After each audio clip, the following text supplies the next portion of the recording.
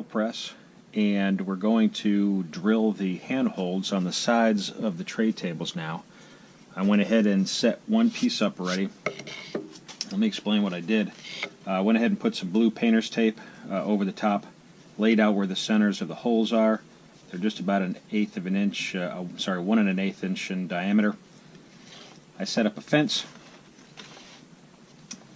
and after setting the fence up, located where both of the centers are, marked the side of the fence so that I could just go ahead and drill one, move it over to the second mark, come down, drill it again, and then that would be the same for all 4 pieces, obviously. Now we're done with the fence. What we're going to do is go ahead and take these locations, and what I found best with this type of a hole saw, so to speak, I forgot the name of this tool. It's kind of a trip-handing piece of equipment, but at any rate, it transfers the center line to the back side of the piece, and what I've found is that it's better to go through halfway one side and then halfway the other side.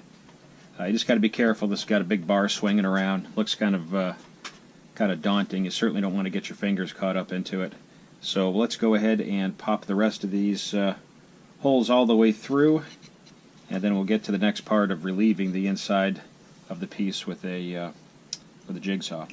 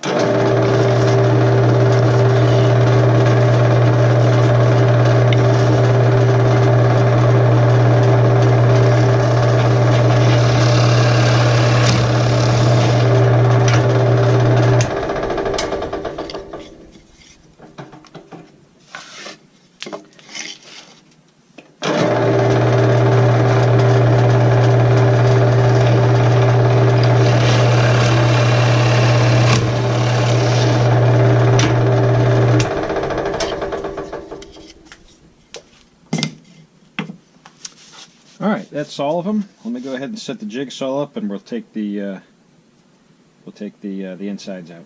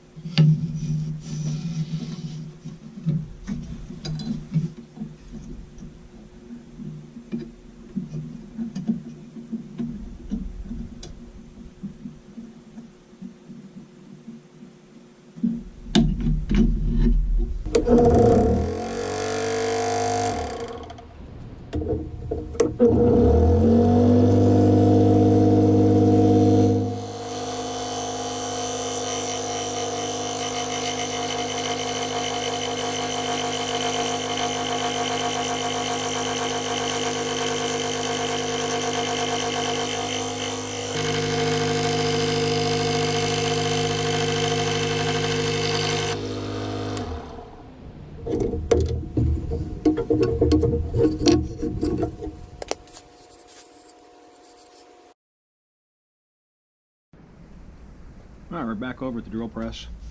This would be a great job for an oscillating spindle sander, but I do not have one, so I'm kind of making do with what I got, which is basically just a drum sander head and some 120 grit.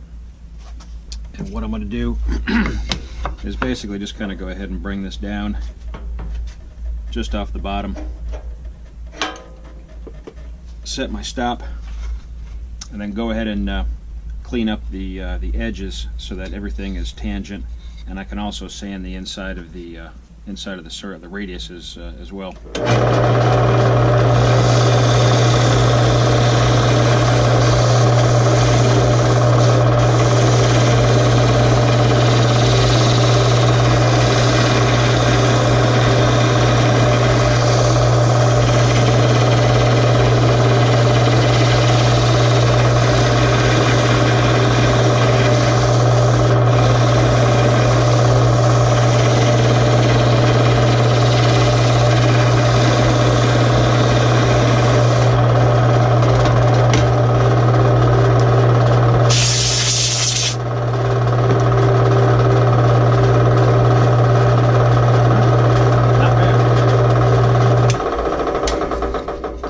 go ahead and do the rest of those, and then we'll come back for the final assembly. Alright, we're back at the router table.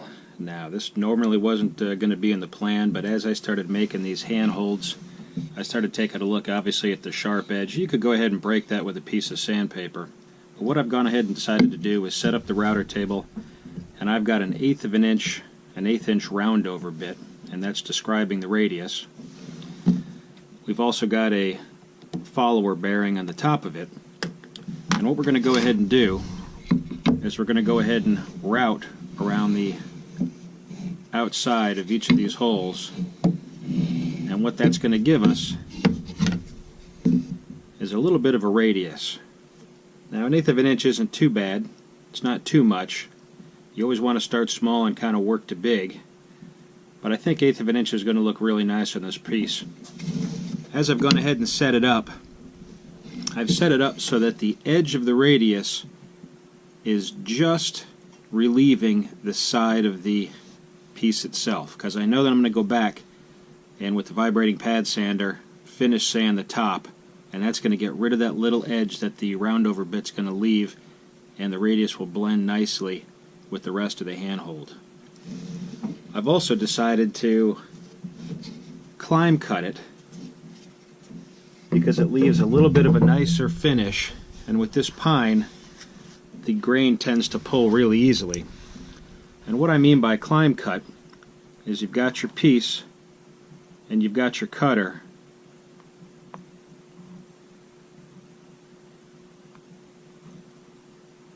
running in this direction. Now, to climb cut, you move the piece in the same direction that the cutter is going to enter into it. If you were conventionally cutting it,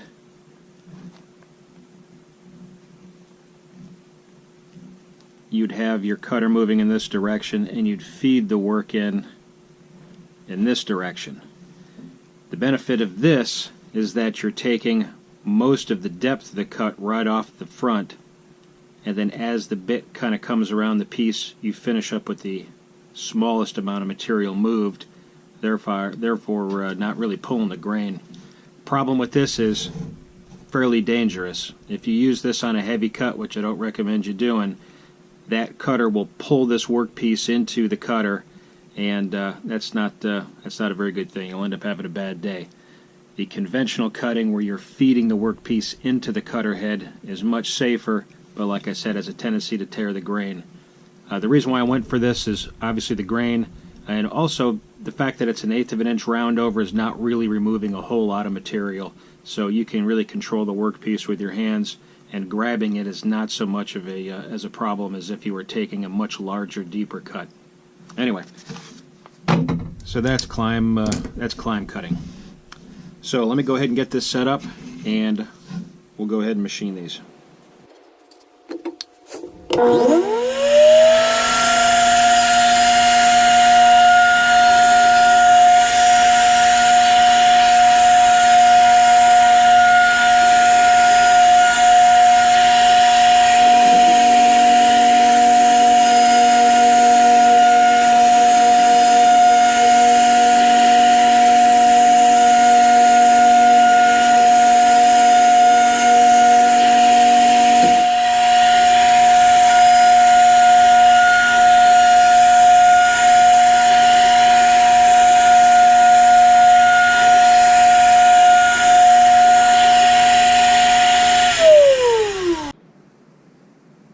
That's all of them.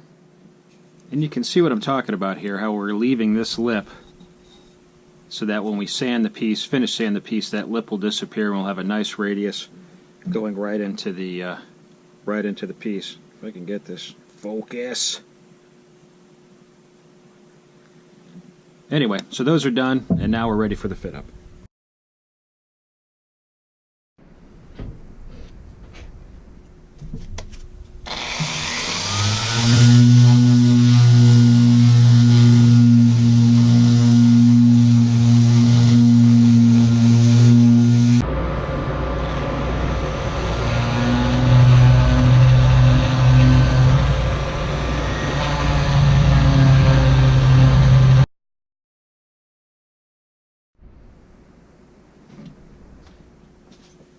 Alright, we've gone ahead and dry fit the pieces together. We've numbered the corners so that we can put them back together again the same way they were set up. And they're in the clamps drying now. Ends are just a little bit proud like we wanted them to. Those will be sanded down. And now we just wait for the glue to dry. And then we'll go ahead and do a final sanding on the back, the front side of it, and level the tops.